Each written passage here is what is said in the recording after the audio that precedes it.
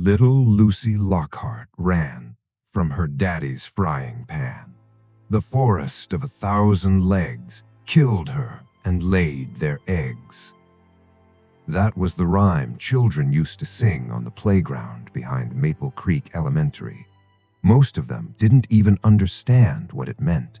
They just liked the way it sounded, the rhythm, the cruelty, the way the final line made the younger kids stop jumping rope and look toward the trees. But Lucy Lockhart was not a made-up ghost story. She was real. She had a pink backpack, a missing front tooth, a Hello Kitty lunchbox, and a birthday coming up that weekend. And one Friday evening, after an argument with her father, 6-year-old Lucy ran into the woods behind her house. She never came back. Before we go deeper into her story, make sure to like this video and subscribe to the channel if you enjoy dark horror stories like this. Because what happened in the Lockhart Wood was not just a disappearance. It was the beginning of something that should never have been alive. Lucy Lockhart was the kind of child people remembered. Not because she was loud, not because she was difficult, but because she noticed things most children ignored. She would crouch beside sidewalks to watch ants carry crumbs. She would rescue beetles from classroom windowsills. She once cried for 20 minutes because another child stepped on a moth. Her father, Robert Lockhart Jr., used to say she had soft hands and strange eyes. Soft hands because she never hurt anything. Strange eyes because she was never afraid of the things other people hated. Spiders, beetles, centipedes, moths. Robert understood that part of her. He had been an entomologist before his life narrowed into grief, alcohol, and the old house behind the trees. His own father had collected insects before him. The Lockhart home was full of glass cases, pinned wings, preserved specimens, and old labels written in fading black ink. The neighborhood kids called Robert the Bug Man. They said his house smelled of chemicals and old wood. They said if you pressed your face against the windows at night, you could see things moving inside glass tanks. Lucy loved it all, especially one spider, Ladylegs. Ladylegs was a huntsman spider, or at least that was what Robert called her. She had been found decades earlier by Robert's father, deep inside the private forest behind the Lockhart property. She was too large, too old, too calm, and even as a child, Aaron knew something about that spider was wrong. Aaron was Lucy's best friend. He was the only boy in her little group of friends, which meant he was invited to birthday parties, but never sleepovers. He hated that. Lucy used to promise him that when they were older, they would build a blanket fort in her room and stay awake all night with flashlights and candy. That promise never happened, because 3 days before Lucy's 7th birthday, Lucy asked her father if she could have a sleepover. Robert said no. The house was being fumigated. She would spend the weekend at her mother's place instead. For an adult, that was reasonable. For a 6-year-old, it was betrayal. Lucy screamed. She cried. She told her father he ruined everything. Then she ran out the back door. Robert thought she was going to the yard, maybe the driveway, maybe behind the shed where she sometimes hid when she was upset.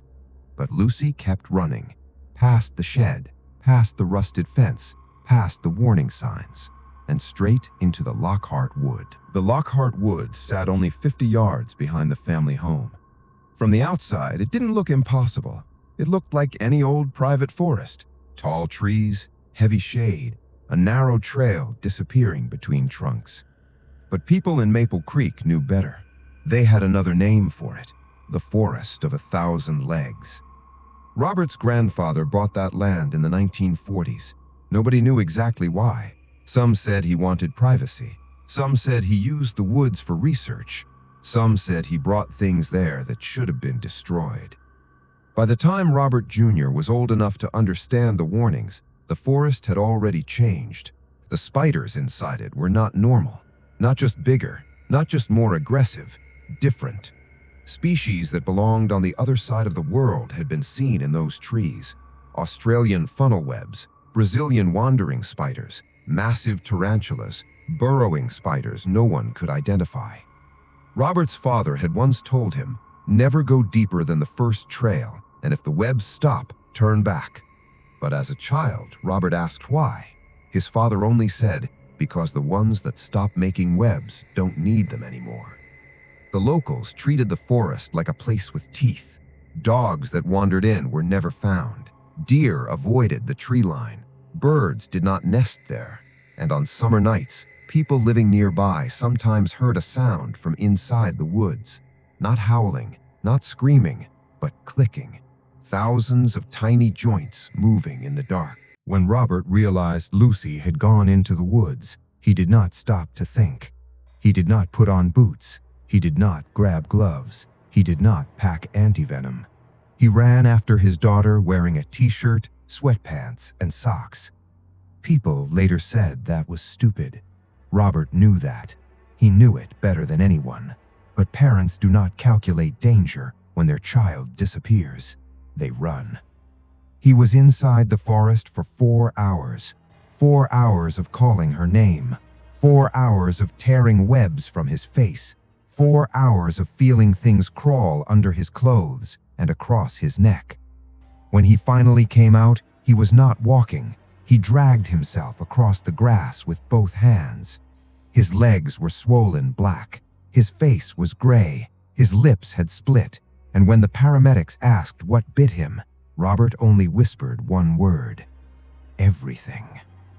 He survived, barely, but both legs were amputated below the knee. Lucy was not with him. Search teams entered the woods the next morning. They lasted 1 week. By the end of it, 2 officers were dead. Several others resigned. One man came out screaming that the trees were breathing. Another refused to remove his boots for 3 days because he said he could still feel something moving inside them. No body was found. No clothing, no shoes, no bones. Nothing. For months after, people heard Robert in his house at night, drunk, crying, repeating the same words again and again. That forest took her. Those spiders took my baby girl. 11 years passed. Maple Creek grew quiet around the story. Children stopped singing the rhyme. Teachers stopped mentioning Lucy Lockhart. Parents warned their kids away from the woods, but they stopped explaining why. And Aaron grew up. He graduated high school. He packed for college. And on the day before he left town, he drove to the Lockhart house. He told himself he was going there to say goodbye, but that was not the truth. The truth was, Aaron had never stopped thinking about Lucy. Not every day, not always, but sometimes, usually at night, he would remember her pink backpack, her missing tooth, the way she used to hold spiders in her hands like they were made of glass. Robert answered the door on prosthetic legs. He looked older than he should have. His beard had gone gray. His eyes were tired. But he was alive, and somehow that made Aaron feel worse. The house had not changed much. Same smell of old wood and chemicals. Same glass cases. Same dead insects pinned beneath labels. Same hallway leading to Lucy's bedroom. Robert did not ask why Aaron had come. He just said, "You want to see her room?" Aaron nodded. Lucy's bedroom looked untouched. Pale pink walls, stuffed animals lined along shelves, a row of Beanie Babies on the dresser. Hello Kitty bedding, faded but still neat. It looked less like a bedroom and more like a place waiting for a child who would never return. Then, Aaron noticed the terrarium against the far wall. Long, glass, covered with a black cloth on one side. Inside it, underneath a black light, something sat completely still. A spider. Huge, black, wide-legged, watching. Aaron's throat tightened. That's not ladylegs. Robert switched on the room light. The black light clicked off. The spider moved backward into its hide. "That's her," Robert said. Aaron stared at the tank. "That's impossible. She'd be over 30 years old." Robert did not answer right away. Then he said, Nothing from that forest dies when it's supposed to. Aaron looked at the spider again. It was bigger than he remembered, much bigger. Robert tapped the glass gently. She grows to fit the space she's given. Aaron turned toward the window. Beyond the glass, the Lockhart Wood stood dark and still. How big do they get in there? Robert did not answer. He picked up the beer from Lucy's desk, finished it, then said quietly, "Ungodly big." An hour later, Aaron found Robert outside under the carport. He was no longer dressed like a tired man drinking in his dead daughter's bedroom. He was wearing thick boots, heavy pants, a reinforced jacket, gloves, and a backpack. He looked like a man going to war. Aaron stood behind him. "You're going in?" Robert stared at the forest. "Ain't been back since the night I lost her." "Why now?" Robert adjusted the strap on his backpack. "Because I've spent 11 years telling myself she died in there." His voice broke slightly. "And today, I realized I don't know that." Aaron should have left. That is the honest truth. He should have said goodbye, gotten in his car, driven home, gone to college, and never looked back. Instead, he heard himself say, "Can I come with you?" Robert turned slowly. "No." Aaron did not move. Robert stared at him for a long time. Then he looked back at the trees. "If you panic in there, you die." "I know." "No, you don't." Robert stepped closer. "If you run, you die. If you scream, you die. If you slap at something crawling on you without looking first, you may die. If I tell you to stop, you stop. If I tell you to kneel, you kneel. If I tell you not to look at something, you keep your eyes on the ground." Aaron swallowed. "Okay." Robert looked at him like he hated him for saying that. Then he handed him a pair of gloves. Twilight died as they reached the tree line. The first thing Aaron noticed was the silence. Not complete silence. Worse, selective silence. No birds, no frogs, no insects, only leaves shifting in the wind. And beneath that, a faint, dry ticking sound. Robert stopped at the edge of the trees. Last chance? Aaron looked at the forest, then at Robert, then at the dark space between the trunks. "I'm coming." Robert muttered something under his breath, then stepped inside. Aaron followed. Immediately, a web stuck across his face. He jerked back. Robert grabbed his arm hard. "Don't thrash." Aaron froze. The web trembled against his skin. Something small moved along the strand near his cheek. Robert lifted it away slowly. A spider, no bigger than a fingernail, dropped onto Aaron's jacket. He nearly slapped it. Robert caught his wrist. "What did I just say?" Aaron breathed through his nose. Robert brushed the spider off with 2 careful fingers. They kept walking. The forest grew darker much faster than it should have. The trees were close together, their branches knitted overhead. Webs hung between trunks like dirty curtains. Some trees had been wrapped completely in silk, their bark hidden beneath thick gray layers. Aaron pointed his light on the ground and stopped breathing. The forest floor was moving. Not all of it, but enough. Tiny spiders scattered away from his boots in every direction. Dozens, hundreds. The beam of his flashlight caught thousands of pinprick eyes flashing back at him. Robert whispered, "Keep moving." They reached a split in the trail. Robert raised one fist. Aaron stopped. 2 feet ahead, something stood in the path. At first, Aaron thought it was a dead leaf. Then it lifted its front legs. The spider was the size of a human hand. Its body was dark brown. Its legs were thick. Its fangs shone wetly under the flashlight. Robert crouched slowly. Brazilian wandering spider. Aaron felt his stomach tighten. That shouldn't be here. Robert gave a joyless smile. Nothing here should be here. The spider swayed. Its red mouthparts pulsed. It looked less like an animal defending itself and more like something deciding where to bite first. Robert pulled a second glove over his right hand, thicker, reinforced. Then he reached forward. The spider struck, twice, fast enough that Aaron only heard the sound. Tap, tap. Robert lifted his hand and showed Aaron the glove. 2 small puncture marks dented the outer layer.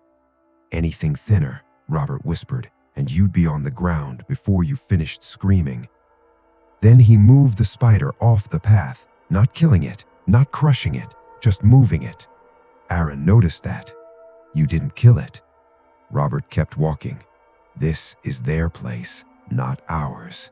The deeper they went, the stranger the forest became. At first, there were webs everywhere, across branches, between roots, hanging in layers from the canopy. Then, slowly, they began to disappear. Not completely, just enough for Aaron to notice. The silk thinned, the trees opened, the ground became softer, and dark round holes began appearing between the roots. Burrows. Some were the size of cups, some were the size of dinner plates. A few were wide enough for Aaron's boot to vanish into. Robert saw him staring. "Don't step near those." Aaron nodded. Then he heard something, a whisper, not words, not exactly, a thin sound drifting through the trees, like a child humming with her mouth closed. Aaron stopped. Robert turned. "What?" Aaron listened. The sound was gone. Nothing. Robert stared at him for a moment too long, then said, "If you hear something that sounds human, don't answer it." Aaron felt the back of his neck go cold. They found the first bones 10 minutes later. Small ones, a raccoon maybe, picked clean, wrapped in dry silk. Then larger bones, a deer rib cage collapsed beside a tree, a skull with silk threaded through the eye sockets. Then something Aaron could not identify. A huge empty shell of a spider split down the back like it had molted and crawled out of itself. But the shell was far too big. The abdomen alone was larger than a basketball. Robert stopped beside it. For the first time since entering the forest, he looked afraid in a way Aaron could clearly see. "You've seen those before?" Aaron whispered. Robert shook his head. "No." Above them, something moved. Slowly, heavy. Aaron lifted his flashlight. Robert slapped it down. "Don't." But Aaron had already seen enough. Huge shapes hung in the trees, not hundreds of small spiders, a few large ones, very large. Their legs shifted with a dry wooden clicking sound. Their eyes reflected light in tight, glittering clusters. Then something lowered from the branches. At first, Aaron thought it was a squirrel. Its front paws reached downward, its head twitched, its mouth opened and closed. Then he saw the eyes. Too many, small black dots clustered over the bridge of its nose. Then, behind its front half, where the rest of the squirrel should have been, there was a pale, swollen spider abdomen. Spinnerets worked slowly as it descended on a single thread. Aaron stepped backward. Robert whispered, "What the hell?" The squirrel thing reached towards them with tiny paws. Its mouth opened, and from inside came a soft, broken sound. Not a chirp, not a squeal, a word. "See." Robert grabbed Aaron's jacket. "We're leaving." But then another voice came from the burrows. Soft, young, familiar. "Daddy?" Robert froze. Aaron felt him stop breathing. At the edge of the trail, something rose from one of the larger burrows, slowly, carefully, like it had been listening for a very long time. First came hair, long, dark, tangled with bits of dry silk. Then a face, pale as moonlight, thin, almost human. Two normal eyes stared from it, and above them, 6 smaller eyes blinked across the bridge of the nose, black, wet, patient. Aaron's legs weakened. The creature lifted higher.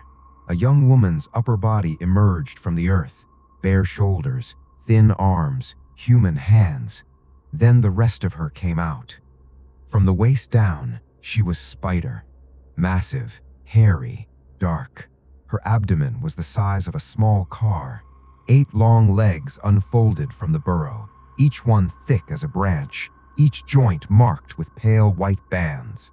She stepped onto the path without making a sound. Aaron's mind rejected her. It tried to turn her into a nightmare, a hallucination, a trick of light, anything else. But Robert knew. He knew before Aaron did. His mouth opened. Nothing came out. Then, barely louder than breath, he said, "Lucy." The creature's head tilted. Her many eyes blinked. Aaron looked at the shape of her face, the dark hair, the small scar near her chin from when she fell off the porch at age 5. And then he saw her. Not completely, not the girl she had been, but enough. Enough to make him wish he had never come. Lucy's mouth opened. Something dark and wet slid over her lower lip. Her voice came out dry and thin, like wind passing through dead leaves. "Daddy." Robert made a sound that was half laugh, half sob. "That's right, baby." Lucy shifted forward. Aaron stumbled back. Robert caught him hard. "Don't run." Lucy's front legs lifted slightly. The ground creaked under her weight. Robert raised one hand, palm outward. "It's okay, baby. It's okay. Daddy's here." Lucy stared at him, all 8 eyes focused. "Daddy," she said again. Robert nodded. Tears ran down his face. "Yeah, Daddy's here." For one terrible second, Aaron thought Robert was going to walk toward her, maybe hug her, maybe let her take him. But Robert looked at Aaron, and something inside him hardened. "Daddy has to take Aaron home now," he said gently. "He shouldn't be here." Lucy did not move. Robert stepped backward, 1 inch, then another. "Good girl. You're doing so good, Lucy." Lucy's mouth opened wider. Behind her human teeth, something moved. Small, pale legs, a cluster of them. Aaron nearly gagged. Lucy whispered, "Stay." Robert's face twisted. "I can't, baby." The huge legs shifted. The spiders in the trees clicked softly. The burrows around them seemed to breathe. Robert lowered his voice. "I'll come back." Aaron looked at him. Robert did not look back. "I promise. I'll come see you. But first I have to take Aaron home." A long silence followed. Then Lucy's head tilted again. "Come see me?" Robert nodded. "Yes, baby." Lucy slowly lowered herself. Her legs folded beneath her. Her human hands rested on the ground, like a child waiting to be picked up. "Okay," she whispered. Robert grabbed Aaron's wrist. Not his sleeve, not his jacket, his wrist. Hard enough to hurt. Then he turned and walked. Aaron wanted to look back. Every instinct in his body told him not to. So he kept his eyes on Robert's boots. Step, step, step. Behind them, Lucy did not follow, but the forest did. The clicking grew louder. Spiders shifted in branches. Something moved beside the trail, keeping pace with them inside the underbrush. Once, Aaron saw a long leg slide between 2 roots and vanish. Then disappeared. Robert did not stop. He did not speak. He only tightened his grip every time Aaron slowed down. They passed the deer bones, the empty spider shell, the burrows, the place where the webs began again. Something dropped onto Aaron's shoulder. He felt legs touch his neck. He did not move. Robert brushed it away without breaking stride. Finally, moonlight appeared ahead. The tree line, the yard, the house. They stepped out of the Lockhart Wood, and the night air hit Aaron like cold water. He bent over and vomited into the grass. Robert stood perfectly still. Then he laughed, not because anything was funny, because his mind had reached the end of what it could hold. He laughed until he choked. Then he fell to his knees. Aaron wiped his mouth and looked back at the forest. Between the trees, something pale watched them from the dark. Robert saw it too. He raised one shaking hand. The pale shape slowly disappeared. Aaron never went to college the next morning. He told his mother he was sick. That was true, in a way. For 3 days, he stayed in his room. He did not sleep. Every time he closed his eyes, he saw Lucy's face. Not the spider body, not the legs, the face. The little scar on her chin. The way she had said, "Daddy," like she was still 6 years old somewhere inside that thing. On the 4th day, Aaron drove back to the Lockhart house. Robert was sitting on the porch. He looked like he had been waiting. Neither of them spoke for a while. Then Aaron asked, "Are you really going back?" Robert looked toward the trees. "I promised her." "That's not Lucy." Robert's jaw tightened. Aaron regretted saying it, but he did not take it back, because some truths are cruel and still true. Robert looked at him. "I know." Then his eyes filled with tears. "But she knew me." Aaron had no answer for that. A week later, Robert Lockhart Jr. entered the forest again, this time alone. He did not come back. Police searched the edge of the property. Nobody entered deep enough to find him. By then, the old stories had started again. Children whispered Lucy's rhyme at school. Parents closed their windows at night. And people living near the Maple Creek Wood began hearing something new after sunset. Not clicking, not humming, but a man's voice, far inside the trees, softly calling, "Good girl, Lucy. That's my good girl." Aaron left Maple Creek before the end of summer, but he did not study business like he had planned. He changed his major, biology, then archaeology. He told people it was because he wanted answers, but that was not the whole truth. The truth was, Aaron had started dreaming about the forest every night. The same dream. He was standing at the tree line. The woods were dark. The air smelled like rain and old silk. And somewhere deep inside, Lucy was waiting. Not screaming, not crying, just whispering, "Come, see me." By winter, Aaron's dorm room window was sealed at the corners with thin silver threads. He told himself they were ordinary house spiders. He told himself he was imagining the way they formed patterns. He told himself many things. But one night, while studying beneath his desk lamp, he noticed something written across the glass in webbing. 3 words, small, careful, almost childish. "Come, see me." Aaron stared at it until sunrise. Then he packed a bag, and this time he brought gloves.